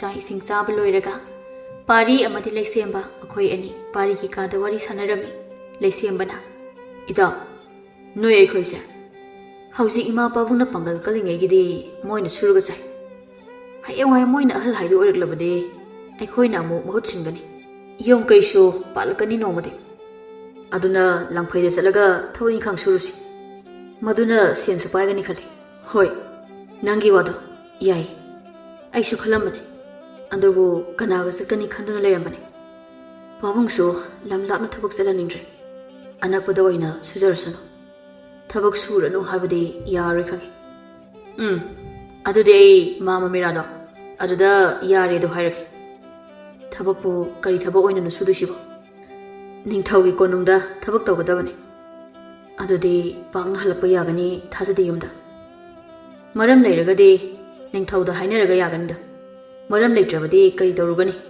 ꯑꯩꯈꯣꯏꯒꯤꯗꯤ ꯁꯦꯟ ꯐꯪꯂꯒ ꯂꯣꯏꯔꯦꯗꯅ ꯑꯗꯣ ꯂꯥꯟꯃꯤ ꯑꯣꯏꯕ ꯌꯥꯕ ꯃꯤꯁꯨ ꯄꯥꯝꯕ ꯃꯥꯜꯂꯦ ꯊꯧꯅꯥ ꯂꯩꯕ ꯃꯁꯥꯒꯤ ꯁꯔꯛ ꯁꯔꯥꯛꯁꯨ ꯍꯩꯕ ꯃꯤ ꯑꯣꯏꯅ ꯄꯥꯝꯕ ꯃꯥꯜꯂꯦ ꯑꯗꯨꯏꯗ ꯂꯥꯏꯕꯛ ꯐꯔꯕꯗꯤ ꯅꯪ ꯑꯩꯁꯨ ꯑꯣꯏꯕ ꯌꯥꯔꯗꯤ ꯑꯣꯏꯁꯤ ꯅꯪ ꯑꯩꯗꯤ ꯏꯄꯨꯒꯤ ꯊꯥꯡ ꯇꯥ ꯇꯝꯂꯛꯄꯅꯤꯅ ꯃꯗꯨꯒꯤ ꯍꯩꯈꯤꯕꯗꯣ ꯀꯥꯎꯗ꯭ꯔꯤ ꯂꯥꯟꯃꯤ ꯑꯣꯏꯔꯕꯗꯤ ꯐꯩ ꯍꯥꯏꯔꯤꯕꯅꯤ ꯏꯃꯥ ꯂꯩꯕꯥꯛꯀꯤꯗꯃꯛ ꯑꯗꯨꯕꯨ ꯊꯥꯖꯗꯦꯗ ꯅꯤꯡꯊꯧꯒꯤ ꯃꯔꯤ ꯃꯇꯥꯅ ꯑꯗꯨꯝ ꯑꯣꯏꯈꯤꯅꯤ ꯐꯔꯦꯁꯦ ꯌꯦꯡꯉꯁꯤ ꯃꯥꯃ ꯃꯦꯔꯥꯗꯣ ꯍꯟꯗꯛꯀꯤ ꯍꯞꯇꯥꯁꯤꯗ ꯆꯠꯁꯦꯅ ꯍꯥꯏꯕꯅꯤ ꯅꯪꯁꯨ ꯌꯥꯔꯕꯅꯤꯅ ꯃꯥꯃ ꯃꯦꯔꯥꯅ ꯁꯤꯒꯤ ꯅꯨꯃꯤꯠꯁꯤꯗ ꯆꯠꯂꯁꯤ ꯍꯥꯏꯔꯛꯄꯗꯣ ꯅꯣꯡꯃ ꯋꯥꯠꯂꯤꯉꯩꯗ ꯍꯥꯏꯔꯛꯑꯒꯦ ꯍꯣꯏꯗ ꯌꯥꯏꯌꯦ ꯑꯗꯨꯗꯤ ꯑꯩꯁꯨ ꯆꯠꯂꯒꯦ ꯁꯤꯗꯒꯤ ꯆꯠꯈꯤꯕꯗ ꯃꯥꯃ ꯃꯦꯔꯥ ꯍꯣꯏꯗ ꯆꯪꯉꯒꯅꯦ ꯍꯥꯏꯔꯝꯃꯗꯧꯅꯤ ꯅꯪꯒ ꯆꯠꯂꯁꯦꯅ ꯍꯣꯏ ꯍꯥꯏꯔꯝꯃꯣ ꯑꯁꯨꯝꯅ ꯂꯩꯁꯦꯝꯕꯁꯨ ꯍꯟꯈꯤꯔꯝꯃꯤ ꯂꯩꯁꯦꯝꯕꯅ ꯆꯠꯈ꯭ꯔꯕꯗ ꯃꯃꯥꯒ ꯃꯄꯥꯒ ꯏꯪꯈꯣꯜ ꯁꯨꯔꯤꯕ ꯑꯗꯨꯒꯤ ꯃꯅꯥꯛꯇ ꯆꯪꯂꯛꯂꯒ ꯄꯥꯔꯤ ꯋꯥ ꯍꯥꯏꯔꯤ ꯏꯃꯥ ꯄꯥꯕꯨꯡ ꯅꯆꯥ ꯊꯕꯛ ꯁꯨꯕ ꯆꯠꯂꯒꯦ ꯀꯔꯥꯏꯗ ꯅꯪꯗꯤ ꯍꯩ ꯅꯪꯕꯨ ꯀꯔꯥꯏꯗ ꯁꯨꯔꯒꯦ ꯍꯥꯏꯕꯅꯣꯅꯦ ꯂꯩꯁꯦꯝꯕꯒ ꯑꯗꯨꯒ ꯃꯥꯃ ꯃꯦꯔꯥꯒ ꯑꯩꯈꯣꯏ ꯄꯨꯟꯅ ꯆꯠꯀꯗꯕꯅꯤ ꯏꯅꯤꯡꯊꯧ ꯄꯥꯝꯍꯩꯕꯒꯤ ꯀꯣꯅꯨꯡꯗ ꯁꯨꯒꯗꯕꯅꯤ ꯏꯄꯥꯒꯤ ꯋꯥꯗꯤ ꯀꯔꯤꯁꯨ ꯍꯥꯏꯅꯤꯡꯉꯥꯏ ꯂꯩꯇꯦ ꯊꯕꯛ ꯁꯨꯕꯗꯗꯤ ꯑꯊꯤꯡꯕ ꯄꯤꯔꯣꯏ ꯅꯌꯨꯝꯅ ꯀꯩ ꯄꯥꯟꯗ꯭ꯔꯤꯉꯩ ꯅꯔꯣꯝꯗꯣꯝ ꯂꯦꯞꯄ ꯉꯝꯅꯕ ꯁꯨꯒꯗꯕꯅꯤ ꯇꯥꯟꯒꯗꯕꯅꯤ ꯏꯄꯥꯅꯁꯨ ꯁꯨꯏ ꯑꯗꯨ ꯑꯣꯏꯔꯕꯁꯨ ꯅꯁꯥꯒꯤ ꯑꯣꯏꯕ ꯍꯥꯏꯕ ꯑꯃ ꯇꯧꯍꯧꯒꯗꯕꯅꯤ ꯇꯥꯜꯍꯧꯒꯗꯕꯅꯤ ꯏꯄꯥꯒꯤꯗꯤ ꯌꯥꯗꯕ ꯂꯩꯇꯦ ꯑꯗꯨꯕꯨ ꯆꯦꯛꯁꯤꯟꯅ ꯋꯥꯈꯜ ꯈꯜꯂꯒ ꯈꯣꯡ ꯊꯥꯡꯒꯗꯕꯅꯤ ꯋꯥꯈꯜ ꯈꯟꯗ꯭ꯔꯕꯗꯤ ꯑꯃꯥꯡꯕꯒꯤ ꯑꯃꯥꯡꯕ ꯉꯥꯛꯇ ꯑꯣꯏꯔꯛꯀꯅꯤ ꯅꯁꯥ ꯃꯥꯡꯕꯗꯒꯤ ꯍꯦꯟꯗꯣꯛꯇꯅ ꯏꯃꯨꯡ ꯐꯥꯎ ꯃꯥꯡꯒꯅꯤ ꯃꯁꯦ ꯏꯆꯥꯅ ꯈꯪꯅ ꯆꯠꯂꯨꯀꯣ ꯑꯩꯈꯣꯏ ꯄꯥꯕꯨꯡ ꯅꯆꯥ ꯑꯔꯥꯟꯕ ꯈꯣꯡꯊꯥꯡ ꯊꯥꯡꯖꯔꯨꯏ ꯏꯄꯥꯅꯗ ꯁꯨꯔꯒ ꯌꯨꯝ ꯄꯨꯕꯗꯣ ꯅꯆꯥꯁꯨ ꯌꯦꯡꯕ ꯉꯝꯗꯦ ꯃꯇꯦꯡꯁꯨ ꯑꯣꯏꯕ ꯑꯩꯁꯨ ꯍꯩꯖꯕ ꯊꯕꯛꯁꯦ ꯁꯨꯕ ꯆꯠꯂꯒꯦꯅ ꯈꯜꯂꯤ ꯐꯔꯦ ꯐꯔꯦ ꯏꯆꯥꯅꯕꯨ ꯑꯗꯨꯝꯅ ꯈꯜꯂꯕꯗꯤ ꯑꯗꯣ ꯀꯔꯝ ꯀꯥꯟꯗꯒꯤ ꯆꯠꯇꯣꯏꯅꯣ ꯍꯟꯗꯛꯀꯤ ꯍꯞꯇꯥꯁꯤꯗꯒꯤ ꯆꯠꯁꯦ ꯍꯥꯏꯅꯕꯅꯤ ꯏꯃꯥ ꯑꯗꯣ ꯅꯨꯃꯤꯠꯇꯤ ꯍꯥꯏꯅꯗ꯭ꯔꯤ ꯅꯨꯃꯤꯠ ꯍꯥꯏꯅꯔꯒ ꯂꯩꯁꯦꯝꯕ ꯂꯥꯛꯀꯅꯤ ꯐꯔꯦ ꯐꯔꯦ ꯆꯠꯂꯣ ꯆꯠꯂꯣ ꯑꯗꯨꯗꯤ ꯅꯊꯧ ꯇꯧꯖꯔꯨꯁꯨ ꯍꯣꯏ ꯄꯥꯕꯨꯡ ꯑꯁꯨꯝꯅ ꯃꯇꯝꯁꯨ ꯇꯞꯅ ꯇꯞꯅ ꯍꯧꯈꯤꯔꯝꯃꯤ ꯅꯣꯡꯃ ꯆꯤꯡꯂꯦꯝꯕꯤꯒꯤ ꯃꯄꯥ ꯑꯗꯣ ꯑꯌꯨꯛ ꯑꯗꯨꯗ ꯌꯨ ꯉꯥꯎꯔꯒ ꯉꯥꯡꯂꯒ ꯃꯌꯨꯝꯗ ꯆꯪꯂꯛꯏ ꯑꯩꯗꯤ ꯀꯥꯟꯅꯗ꯭ꯔꯕꯅꯦ ꯑꯩꯒꯤ ꯈꯣꯡꯒꯨꯜ ꯃꯨꯠ ꯇꯧꯔꯕꯅꯤ ꯑꯩ ꯑꯃ ꯍꯤꯡꯂꯝꯃꯤ ꯍꯥꯏꯕꯒꯤ ꯈꯨꯗꯝ ꯑꯃꯠꯇ ꯂꯩꯔꯣꯏꯗꯕꯅꯤ ꯀꯔꯥꯏꯗꯒꯤꯅꯣ ꯅꯨꯄꯥ ꯄꯣꯛꯇꯕꯤ ꯅꯨꯄꯤ ꯑꯃ ꯍꯦꯛ ꯂꯧꯔꯨꯗꯅ ꯃꯁꯤ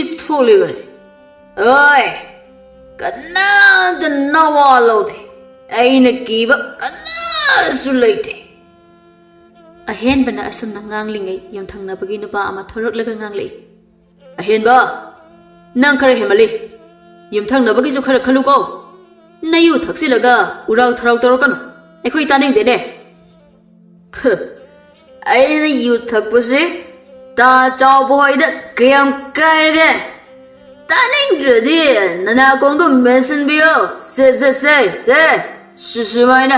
ꯁꯨꯃꯥꯏꯅ ꯃꯦꯟꯁꯤꯜꯂꯣ ꯑꯍꯦꯟꯕꯒꯤ ꯎꯁꯤꯠꯇꯕꯒꯤ ꯃꯇꯧ ꯑꯗꯨꯗ ꯆꯥꯎꯕꯅ ꯑꯍꯦꯟꯕꯕꯨ ꯐꯨꯒꯤ ꯍꯥꯏꯅ ꯆꯪꯁꯤꯜꯂꯛꯏ ꯇꯟꯖꯥ ꯑꯗꯨꯗ ꯑꯍꯦꯟꯕꯒꯤ ꯅꯨꯄꯤ ꯑꯗꯨ ꯆꯦꯟꯊꯣꯔꯛꯏ ꯑꯗꯨꯒ ꯆꯥꯎꯕꯗ ꯇꯞꯅ ꯋꯥ ꯍꯥꯏꯔꯛꯏ ꯇꯥ ꯆꯥꯎꯕ ꯁꯥꯎꯕꯤꯕ ꯌꯥꯗꯦ ꯌꯨ ꯉꯥꯎꯔꯕꯅꯤꯅ ꯃꯦꯟꯃꯥꯜ ꯑꯃ ꯇꯥꯕ ꯅꯠꯇ꯭ꯔꯦ ꯏꯆꯜ ꯂꯩꯃ ꯅꯪꯒꯤ ꯅꯄꯨꯔꯣꯏꯕꯁꯤ ꯈꯔ ꯐꯥꯖꯜꯂꯨ ꯅꯣꯡ ꯐꯨꯡ ꯉꯥꯟꯕꯗꯒꯤ ꯊꯛꯄꯒ ꯆꯥꯕꯒ ꯊꯛꯂꯕꯗꯤ ꯇꯨꯃꯤꯟꯅ ꯂꯩꯔꯣ ꯑꯗꯨꯗꯤ ꯅꯠꯇꯦ ꯎꯔꯥꯎꯒ ꯊꯔꯥꯎꯒ ꯃꯥꯅ ꯉꯥꯡꯂꯤ ꯁꯛꯂꯤꯕꯁꯤꯡꯁꯦ ꯑꯩꯈꯣꯏ ꯇꯥꯕꯗ ꯋꯥꯔꯦ ꯄꯨꯁꯤꯟꯈ꯭ꯔꯣ ꯃꯈꯥ ꯇꯥꯅ ꯉꯥꯡꯅꯍꯜꯂꯛꯀꯅꯨꯀꯣ ꯍꯣꯏ ꯇꯥ ꯆꯥꯎꯕ ꯃꯣꯏ ꯇꯥꯆꯧ ꯌꯨꯝꯗ ꯆꯪꯉꯁꯤ ꯂꯥꯛꯑꯣ ꯁꯦ ꯊꯣꯡꯒꯥꯟꯁꯤꯗ ꯃꯤꯅ ꯁꯣꯏꯗꯅ ꯁꯥꯎꯅꯔꯛꯑꯅꯤ ꯑꯁꯤ ꯍꯥꯏꯔꯒ ꯂꯩꯃ ꯃꯄꯨꯔꯣꯏꯕꯕꯨ ꯃꯌꯨꯝꯗ ꯄꯨꯁꯤꯜꯂꯛꯏ ꯃꯥꯡꯒꯣꯜ ꯌꯧꯔꯒ ꯑꯍꯦꯟꯕꯅ ꯃꯥꯒꯤ ꯅꯨꯄꯤꯒꯤ ꯈꯨꯗꯥꯡ ꯑꯗꯨ ꯀꯟꯊꯣꯔꯛꯏ ꯑꯗꯨꯒ ꯆꯅꯗꯕꯦ ꯅꯪ ꯑꯩ ꯈꯨꯖꯞ ꯄꯪꯄꯥꯏꯗ ꯄꯥꯏ ꯌꯥꯕ꯭ꯔꯣ ꯅꯨꯄꯤꯅꯦꯅ ꯏꯆꯥ ꯅꯨꯄꯥ ꯑꯝꯇꯁꯨ ꯄꯤꯕ ꯉꯝꯗꯕ ꯀꯥꯟꯅꯗꯕ ꯌꯨꯝꯁꯤꯗꯒꯤ ꯂꯣꯏꯅ ꯄꯨꯈꯤꯒꯗꯧꯕ ꯅꯨꯄꯤ ꯑꯃ ꯄꯣꯛꯁꯤꯜꯂꯒ ꯀꯥꯟꯅꯗꯕꯤꯁꯤꯡꯁꯤꯗꯤ ꯂꯩ ꯃꯃꯥꯒꯤ ꯃꯄꯨꯔꯣꯏꯕꯅ ꯉꯥꯡꯉꯤ ꯁꯛꯂꯤꯕꯁꯤꯡ ꯑꯗꯣ ꯉꯁꯤꯗꯤ ꯇꯥꯕ ꯉꯝꯗ꯭ꯔꯗꯨꯅ ꯈꯨꯝꯂꯛꯏ ꯀꯥꯟꯅꯗ꯭ꯔꯕꯤ ꯅꯨꯄꯤꯁꯦ ꯑꯩꯒꯤ ꯏꯆꯥꯅꯦ ꯑꯩꯒꯤ ꯏꯆꯥ ꯅꯨꯄꯤꯁꯦ ꯀꯅꯥꯒꯤꯁꯨ ꯏ ꯅꯠꯇꯦ ꯅꯪꯒꯤ ꯁꯥꯒꯩꯒꯤ ꯅꯤꯡꯉꯣꯜ ꯅꯆꯥ ꯅꯨꯄꯥ ꯄꯣꯛꯇꯦ ꯍꯥꯏꯗꯨꯅ ꯅꯆꯥ ꯅꯤꯡꯉꯣꯜꯕꯨ ꯑꯗꯨꯛ ꯇꯥꯊꯤꯅ ꯅꯪꯅ ꯑꯩꯒꯤ ꯏꯆꯥꯁꯤꯗ ꯑꯣꯜꯂꯤꯕ ꯅꯩꯔꯤꯕꯁꯤꯡ ꯑꯁꯤꯕꯨ ꯑꯩꯅ ꯉꯁꯤ ꯐꯥꯎꯕ ꯈꯥꯡꯗꯨꯅ ꯂꯩꯕ ꯅꯠꯇ꯭ꯔꯣ ꯑꯩ ꯈꯥꯡꯕ ꯉꯝꯗ꯭ꯔꯦ ꯅꯪꯅ ꯑꯁꯨꯛ ꯌꯥꯝꯅ ꯐꯠꯇ꯭ꯔꯤꯕꯁꯤꯕꯨ ꯀꯔꯤꯒꯤꯅꯣ ꯑꯍꯦꯟꯕ ꯃꯥꯒꯤ ꯅꯨꯄꯤꯅ ꯑꯗꯨꯝꯅ ꯍꯥꯏꯔꯛꯄ ꯑꯗꯨꯗ ꯁꯥꯎꯅ ꯃꯥꯒꯤ ꯅꯨꯄꯤꯗ ꯌꯦꯡꯂꯛꯏ ꯑꯗꯨꯒ ꯂꯩꯃꯕꯨ ꯐꯨꯕ ꯍꯧꯔꯛꯏ ꯃꯃꯥꯏ ꯃꯃꯤꯠ ꯈꯪꯗꯅ ꯊꯥꯖꯤꯜꯂꯛꯏ ꯃꯃꯥꯕꯨ ꯐꯨꯕꯒꯤ ꯃꯈꯣꯟ ꯇꯥꯕꯗꯨꯗ ꯆꯤꯡꯂꯦꯝꯕꯤ ꯏꯃꯨꯡꯗꯒꯤ ꯆꯦꯟꯊꯣꯔꯛꯇꯨꯅ ꯃꯄꯥꯕꯨꯡꯕꯨ ꯈꯥꯝꯃꯤ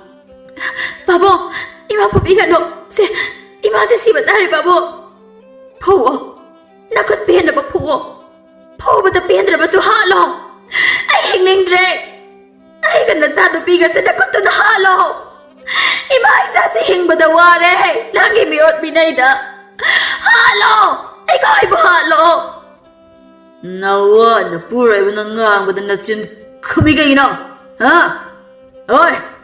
Nang so sai salo. Asi hairaga mamabu phudanaba khamliba Chinglembibu mapana laktana inthori.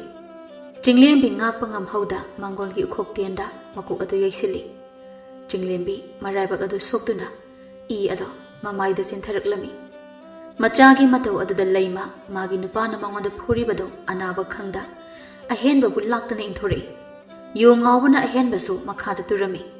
Isa tumbi kayam soke se ima yenge is sidi ingak tangaridana karam thoni sidi. Chinglembi mamana nganglibado mami sami tawraktuna wakhal tadana leikhirami. Masana wakhal mangkhibaduda leima pakhatna. Isa tumbi lang kay darage se mit bango. Isa tumbi moida sao isa se kawbo kumlaktre amta lao. Isa tumbi imana kori se kumo. Isa tumbi ahenba magi masana pina leiba phibam ubada yu ngawbaga hankhiduna pakhatna masagi nakta sangsilei. Ibagi Chinglembe se mit bang pabung lale pabung isada yamna soikhre se mit bango se moita so ine bisak to amuta kaupirasu isa se mangu tare ai isa kaina bagam loye moita so hoi mama wagano isa kemdore ai ine korwe asi hairaga ahenba lekai amaibi pisak kauba chen khirami somda Chinglembi sokle tabada mata ningthi pakhana chelaklami mana yorakpadadi Chinglembi amaibi pisakna laikatnaduna wakhal taaduna phamungda hiptuna leirami. Ida khara pharabo ha kai soino. Ida kaisi sopanatida pisakna adudi ibungo ahenba ine su chatlage isu Chinglembi thuna pharoko abok chatlage. Chinglembi hoi haiduna lehorami pisak su chakhirami. Ahenba masabu yengduna kaptuna masagi mamaida nanduna hairi. Pabungi chatumbi pabung isada yam lankre. Pabungna pattaba mi oirubana isabu pabungna sol. Isana pabungbu amukta ngakpiyuko. Mapagi wadada Chinglembi pabung nasa pabungda karisu khandi. Pabungna ikhoibu otlabasu Jairabasu Nachana pabung buwaro baliti Adon na haigano pabung Pabung di Mit na uba isorne Pabung na layram dabat huglabadi Nachana kanada Pabung hay na kahugani Pabung na yung aurabasu Nachana pabung hay na kauzaba pangi Masina na chagi Thamwaya si pinjar Adabu pabung Ay imadadi Pabung na pumigano. Imabulu na tabiyo pabung. Chinglembi gi wadada makoy pumnamak loy na kablami. Mapa ihenba na masabu tak na konsinduna. Pabung asidagi namabu su pur. Jainer ichabu su pabung na luna tawani. Pabung asidagi yu su taklar. Pabung soikre sa tobe. Pabung soikre. Pabung Chinglembi mapabungbu kondana kapi mapana tapna masagi makut adu lauthoklaga leima da onsiladuna leima ei nangi nafamda yam lankre nangbu isana pa pokti haiduna thina tawbikhiba ei lankre leima nang ei bo amta ngapiyu leima karina moita saw haidi adamna karigi hairibano moita sawna adamna wakhal tarakpase Masini hena ay piyele. Asumna makoiso apian pianda wari kaya ama sanarami. Hauzikte ahenba wakhal taaduna thabay ingkhang suduna yung purami. Chinglembi su khara phagalami. Asumna matam su hawkhibana. Pari amadi laisemba. Makoina thabak suba chatkadabado hayeng tangairami. Aduna ningthina Chinglembi bu samlaga. Pari amadi laisemba makoi unaba thoraklami. Khulngi lampak adugi mataida hauriba khongnang adugi manakta phambam leiriba aduda phami. Chinglembi nangbu khara pharabo aisu nangi pause ta hautri laisembana harga khangi ta pare khara phare hanadagidi ꯀꯣꯛꯇ ꯌꯦꯠꯂꯤꯕ ꯐꯤꯁꯦ ꯉꯁꯤ ꯅꯨꯃꯤꯠ 5ꯅꯤꯃꯨꯛ ꯂꯩꯔꯗꯤ ꯂꯧꯊꯣꯛꯄ ꯌꯥꯔꯅꯤ ꯍꯥꯏꯌꯦ. ꯑꯣ ꯂꯩꯁꯦꯝꯕꯅ ꯅꯤꯡꯊꯤ ꯃꯣꯏꯁꯨ ꯃꯣꯏꯒꯤ ꯋꯥꯔꯤ ꯁꯥꯟꯅꯍꯧꯔꯁꯅꯤ. ꯃꯤꯁꯨ ꯍꯥꯏꯅꯤꯡꯕ ꯋꯥ ꯀꯌꯥ ꯑꯃ ꯂꯩꯔꯝꯅꯤ. ꯑꯩꯈꯣꯏ ꯂꯩꯕꯁꯤꯗ ꯍꯥꯏꯕ ꯉꯝꯗꯗꯅ ꯂꯩꯔꯝꯕꯁꯨ ꯌꯥꯏ. ꯑꯩꯈꯣꯏꯁꯨ ꯑꯁꯣꯝꯗ ꯐꯝꯂꯒ ꯋꯥꯔꯤ ꯈꯔ ꯁꯥꯔꯁꯨ ꯂꯥꯎ. ꯑꯁ ꯏꯇꯥꯎ ꯅꯪꯁꯤꯗꯤꯕ ꯁꯤꯗ ꯑꯗꯨꯝ ꯄꯨꯟꯅ ꯁꯥꯁꯤ ꯀꯩꯅꯣ. ꯍꯣꯏ ꯌꯥꯖꯔꯦ ꯌꯥꯖꯔꯦ. ꯑꯗꯨꯗꯤ ꯆꯤꯡꯂꯦꯝꯕꯤ ꯑꯩꯈꯣꯏꯁꯨ ꯉꯥꯏꯍꯥꯛ ꯋꯥꯔꯤ ꯁꯥꯔꯨꯈꯤꯒꯦ. ꯅꯣꯏꯁꯨ ꯁꯥꯟꯅꯔꯝꯃꯨꯀꯣ. ꯍꯣꯏ. ꯑꯁꯨꯝꯅ ꯅꯤꯡꯊꯤ ꯑꯃꯗꯤ ꯂꯩꯁꯦꯝꯕ ꯃꯈꯣꯏ ꯑꯅꯤꯁꯨ ꯇꯣꯉꯥꯟꯅ ꯋꯥꯔꯤ ꯁꯥꯟꯅꯔꯝꯃꯤ. ꯁꯣꯝꯗꯁꯨ ꯆꯤꯡꯂꯦꯝꯕꯤꯒ ꯄꯥꯔꯤꯒ ꯋꯥꯔꯤ ꯁꯥꯟꯅꯔꯝꯃꯤ. ꯇꯥ ꯄꯥꯔꯤꯗꯤ ꯍꯌꯦꯡꯗꯒꯤ ꯆꯠꯂꯅꯤ. ꯀꯌꯥꯝ ꯀꯨꯏꯅ ꯂꯩꯔꯛꯇꯣꯏꯅꯣ? ꯊꯥ 5ꯃꯨꯛꯇꯤ ꯂꯩꯁꯦꯅ ꯍꯥꯏ. ꯑꯣ ꯅꯤꯡꯊꯤꯅ ꯊꯕꯛ ꯑꯗꯨ ꯇꯧꯕꯤꯌꯨ. ꯑꯁꯣꯏ ꯑꯉꯥꯝ ꯌꯥꯎꯗꯅꯕ. ꯅꯪꯅ ꯑꯗꯨꯝꯅ ꯍꯥꯏꯕꯗꯨꯅ ꯑꯩꯁꯦ ꯀꯔꯤꯁꯨ ꯁꯣꯛꯂꯔꯣꯏ. ꯑꯗꯣ ꯍꯥꯏꯌꯣ ꯀꯔꯤ ꯂꯩꯔꯒꯦ? ꯑꯩꯅ ꯊꯕꯛ ꯁꯨꯕ ꯍꯜꯂꯛꯂꯒꯅꯦ ꯅꯪ ꯑꯩ ꯂꯨꯍꯣꯡꯂꯁꯤ. ꯃꯇꯝꯗꯨꯗꯗꯤ ꯑꯩꯁꯨ ꯁꯦꯟ ꯄꯥꯏꯔꯅꯤ. ꯊꯕꯛ ꯁꯨꯕ ꯍꯧꯐꯥꯎ ꯍꯧꯗ꯭ꯔꯤ ꯁꯦꯟ ꯄꯥꯏꯔꯒ ꯅꯨꯄꯤ ꯊꯤꯕꯒꯤ ꯋꯥꯈꯜ ꯈꯜꯂꯤꯅꯦꯕ. ꯑꯗꯨꯏ ꯅꯠꯇꯦꯕ ꯁꯨꯝ ꯍꯥꯏꯕꯅꯤ. ꯍꯥꯏꯅꯤꯕ. ꯑꯁꯨꯝꯅ ꯃꯈꯣꯏꯁꯨ ꯋꯥꯔꯤ ꯀꯌꯥ ꯑꯃ ꯁꯥꯟꯅꯔꯝꯃꯤ. ꯃꯇꯝꯁꯨ ꯇꯞꯅ ꯍꯧꯈꯤꯕꯅ ꯄꯥꯔꯤ ꯑꯃꯗꯤ ꯂꯩꯁꯦꯝꯕ ꯃꯣꯏꯁꯨ ꯈꯨꯜ ꯑꯗꯨ ꯊꯥꯗꯣꯛꯂꯝꯂꯒ ꯊꯕꯛ ꯁꯨꯕ ꯆꯠꯈꯤꯔꯝꯃꯤ. ꯅꯣꯡꯃꯒꯤ ꯃꯇꯝꯗꯤ ꯑꯁꯨꯝ ꯍꯧꯈꯤꯔꯝꯃꯤ. ꯅꯣꯡꯃ ꯑꯍꯦꯟꯕꯅ ꯃꯆꯥ ꯆꯤꯡꯂꯦꯝꯕꯤꯕꯨ ꯀꯧꯔꯛꯂꯝꯃꯤ. ꯏꯆꯥꯇꯣꯝꯕꯤ ꯅꯪꯕꯨ ꯀꯥꯏ ꯂꯩꯒꯦ? ꯄꯥꯕꯨꯡ ꯀꯩ ꯍꯥꯏꯒꯦ? ꯅꯃꯥꯗꯤ ꯀꯥꯏ ꯂꯩꯈ꯭ꯔꯒꯦ? ꯏꯃꯥꯗꯤ ꯏꯪꯈꯣꯜꯗ ꯍꯋꯥꯏ ꯊꯥꯅꯤꯅ ꯊꯥꯍꯧꯔꯤ. ꯑꯣ ꯐꯔꯦ. ꯄꯥꯕꯨꯡ ꯏꯁꯤꯡ ꯈꯤꯇ ꯊꯛꯈꯤ. ꯋꯥꯔꯦ. ꯅꯨꯡꯁꯥꯅ ꯃꯔꯣꯜ ꯑꯃ ꯁꯥꯕꯅꯦ. ꯏꯁꯤꯡ ꯈꯧꯔꯥꯡꯉꯤ. ꯍꯣꯏ ꯄꯥꯕꯨꯡ. ꯑꯁꯤ ꯍꯥꯏꯔꯒ ꯆꯤꯡꯂꯦꯝꯕꯤ ꯃꯄꯥꯒꯤ ꯏꯁꯤꯡ ꯂꯧꯊꯣꯛꯄ ꯆꯪꯈꯤꯔꯝꯃꯤ. ꯄꯥꯕꯨꯡ ꯏꯁꯤꯡ ꯍꯥꯏꯗꯣ ꯁꯤꯗ ꯂꯩꯔꯦ. ꯀꯔꯦ. ꯑꯍꯦꯟꯕ ꯏꯁꯤꯡ ꯑꯗꯨ ꯊꯛꯂꯝꯃꯤ. ꯄꯥꯕꯨꯡ ꯑꯩ ꯀꯩꯅꯣꯃꯇ ꯍꯥꯏꯒꯦ. ꯀꯩ ꯍꯥꯏꯒꯦ ꯍꯥꯏꯕꯅꯣꯅꯦ? ꯀꯔꯤ ꯍꯥꯏꯅꯤꯡꯉꯤꯅꯣ ꯏꯆꯥꯕꯨ? ꯍꯥꯏꯌꯨꯅꯦ. ꯏꯇꯥ ꯅꯤꯡꯊꯤꯒ ꯀꯩꯊꯦꯜꯗ ꯆꯠꯂꯒ ꯐꯅꯦꯛ ꯑꯃꯃꯝꯇꯪ ꯂꯩꯔꯨꯁꯦꯅ ꯍꯥꯏꯌꯦ. ꯑꯗꯣ ꯂꯩꯔꯨꯒꯦ ꯍꯥꯏꯒꯦ ꯇꯧꯕꯅꯦ. ꯏꯃꯥꯗꯁꯨ ꯍꯥꯏꯔꯨꯔꯦ. ꯏꯃꯥꯗꯤ ꯁꯦꯜ ꯂꯩꯇ꯭ꯔꯦ ꯍꯥꯏꯌꯦ. ꯑꯩꯁꯨ ꯐꯤ ꯂꯧꯈꯤꯕꯒꯤ ꯁꯦꯜꯁꯨ ꯑꯃꯠꯇ ꯄꯤꯔꯛꯇꯦ. ꯄꯥꯕꯨꯡꯒꯤ ꯁꯦල් ꯂꯩꯕ꯭ꯔꯥ ꯍꯥꯏꯒꯦ ꯇꯧꯕꯅꯦ. ꯆꯤꯡꯂꯦꯝꯕꯤ ꯃꯄꯥꯅ ꯂꯨꯅ ꯇꯧꯔꯕꯁꯨ ꯑꯗꯨꯝꯅ ꯁꯦꯜ ꯄꯤꯌꯨ ꯍꯥꯏꯕꯗꯨ ꯃꯄꯥꯗ ꯑꯃꯨꯛ ꯐꯥꯎꯕ ꯄꯤꯌꯨ ꯍꯥꯏꯗꯕꯗꯨꯗ ꯀꯤꯖꯅ ꯍꯥꯏꯔꯛꯄꯅꯤ. ꯄꯤꯊꯣꯛꯂꯒ ꯂꯣꯏꯔꯦꯗꯅ ꯏꯆꯥꯒꯤꯕꯣ. ꯁꯦ ꯂꯨꯄꯥ 50. ꯁꯤꯅ ꯀꯣꯟꯅꯔꯗ꯭ꯔꯣ? ꯌꯥꯝꯃꯜꯂꯦ ꯄꯥꯕꯨꯡꯁꯤꯗꯤ. ꯌꯥꯔꯦ. ꯂꯦꯝꯃꯁꯨ ꯏꯆꯥꯅ ꯑꯗꯨꯝ ꯄꯥꯏꯁꯤꯜꯂꯨ. ꯑꯗꯨꯗꯤ ꯅꯪꯅ ꯂꯩꯅꯤ ꯍꯥꯏꯕꯗꯣ ꯂꯩꯔꯨꯔꯣ. ꯄꯥꯕꯨꯡꯁꯨ ꯅꯃꯥꯒꯤ ꯃꯇꯦꯡ ꯍꯦꯛꯇ ꯄꯥꯡꯕꯤꯔꯨꯈꯤꯒꯦ. ꯍꯣꯏ ꯄꯥꯕꯨꯡ ꯑꯩꯁꯨ ꯆꯠꯂꯨꯈꯤꯒꯦ. ꯐꯔꯦ. ꯆꯠꯂꯨꯔꯣ. ꯆꯤꯡꯂꯦꯝꯕꯤ ꯑꯁꯤ ꯍꯥꯏꯔꯝꯂꯒ ꯃꯇꯥꯒ ꯀꯩꯊꯦꯜꯗ ꯆꯠꯈꯤꯔꯝꯃꯤ. ꯑꯁꯨꯝꯅ ꯅꯨꯃꯤꯠ ꯀꯌꯥ ꯊꯥ ꯀꯌꯥ ꯍꯧꯈꯤꯔꯝꯃꯤ. ꯂꯪꯐꯩ ꯆꯠꯈꯤꯕ ꯄꯥꯔꯤ ꯑꯃꯗꯤ ꯂꯩꯁꯦꯝꯕ ꯃꯈꯣꯏꯁꯨ ꯊꯥ 5 ꯐꯥꯔꯗꯨꯅ ꯃꯌꯨꯝꯗ ꯍꯜꯂꯛꯂꯝꯃꯤ. ꯑꯁꯨꯝꯅ ꯅꯨꯃꯤꯠ ꯈꯔ ꯂꯩꯔꯒ ꯄꯥꯔꯤꯅ ꯄꯥꯔꯤꯒꯤ ꯑꯍꯜꯁꯤꯡ ꯆꯤꯡꯂꯦꯝꯕꯤ ꯍꯣꯏꯗ ꯆꯤꯡꯂꯦꯝꯕꯤꯕꯨ ꯃꯃꯧ ꯑꯣꯏꯖꯔꯒꯦ ꯍꯥꯏꯅ ꯅꯤꯖꯕ ꯂꯥꯛꯂꯝꯃꯤ. ꯆꯤꯡꯂꯦꯝꯕꯤꯒꯤ ꯑꯍꯜꯁꯤꯡꯅꯁꯨ ꯑꯌꯥꯕ ꯄꯤꯔꯛꯂꯗꯨꯅ ꯄꯥꯔꯤ ꯑꯃꯗꯤ ꯆꯤꯡꯂꯦꯝꯕꯤ ꯃꯈꯣꯏ ꯑꯅꯤ ꯂꯨꯍꯣꯡꯅꯕ ꯊꯧꯔꯥꯡ ꯇꯧꯈꯤꯔꯝꯃꯤ. ꯂꯨꯍꯣꯡꯕꯁꯨ ꯅꯨꯃꯤꯠ ꯌꯥꯝꯁꯤꯜꯂꯛꯂꯝꯗꯦ. ꯁꯣꯝꯗ ꯂꯩꯁꯦꯝꯕ ꯃꯥꯗꯤ ꯅꯤꯡꯊꯤꯒ ꯎꯅꯔꯝꯃꯤ. ꯃꯤꯒꯤꯗꯤ ꯅꯨꯡꯁꯤ ꯄꯟꯊꯨꯡ ꯌꯧꯈꯤꯗꯧꯔꯦ. ꯅꯪ ꯑꯩꯒꯤꯅ ꯁꯨꯃꯥꯏꯅ ꯑꯗꯨꯝ ꯂꯩꯔꯁꯤ ꯍꯥꯏꯔꯣ? ꯑꯁ ꯑꯝꯇ ꯉꯥꯏꯈꯣꯗ. ꯂꯨꯍꯣꯡꯕꯒꯤ ꯋꯥꯒꯗꯣ ꯃꯇꯝ ꯈꯔ ꯂꯩꯔꯒꯅꯦ ꯍꯣꯡꯁꯤ. ꯑꯩ ꯍꯧꯖꯤꯛ ꯂꯨꯍꯣꯡꯕꯒ ꯁꯪꯒꯤꯔꯣꯏ. ꯕꯥ! ꯑꯩ ꯍꯧꯖꯤꯛ ꯂꯨꯍꯣꯡꯕꯒ ꯁꯪꯒꯤꯔꯣꯏ ꯍꯥꯏꯁꯤꯅꯤ. ꯏꯕꯦꯝꯃ ꯅꯪ ꯑꯃ ꯑꯗꯨꯃꯥꯏꯅ ꯑꯗꯨꯝ ꯇꯧꯔ ꯂꯩꯔꯣ. ꯆꯍꯤꯗꯣ ꯈꯔ ꯈꯜꯂꯨꯀꯣ. ꯆꯍꯤꯁꯦ ꯀꯩꯗꯧꯔꯒꯦ? ꯑꯩꯒꯤ ꯆꯍꯤ 19 ꯁꯨꯗ ꯉꯥꯏꯖꯔꯤ.